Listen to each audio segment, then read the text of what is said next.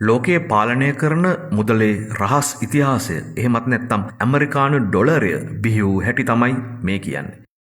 අද ලෝකයේ බලවත්ම මුදල ලෙස සැලකෙන්නේ ඇමරිකානු ඩොලරය.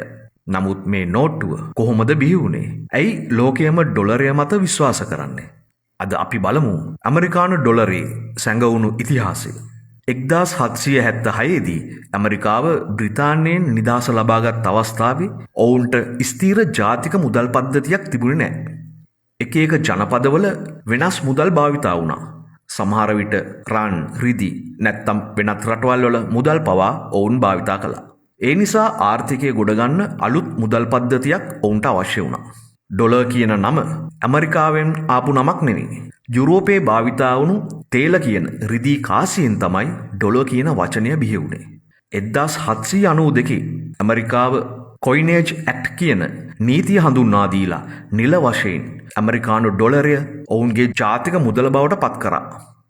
ඒ කාලේ ඩොලරේ වටිනාකම තීරණය වුණේ රන් සහ රිදී වලින්. ඔයාගේ අතේ තියෙන ඩොලර් නෝට්ටුව ඇත්තටම රන් ප්‍රමාණයකට මාරු කරගන්න පුළුවන්කමක් තිබුණා.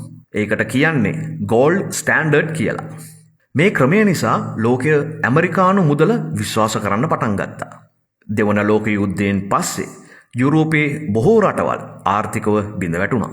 ඒත් ඇමරිකාව බලවත් ආර්ථිකයක් වෙලා හිටියා. 1944 දී බ්‍රෙටන් වුඩ්ස් එග්‍රීමන්ට් එක හරහා ලෝකයේ බොහෝ රටවල් තම මුදල් ඩොලරයට බඳවා ගත්තා. එතෙන් සිට ඇමරිකානු ඩොලරය ලෝකයේ ප්‍රධාන සංචිත මුදල බවට පත් වුණා.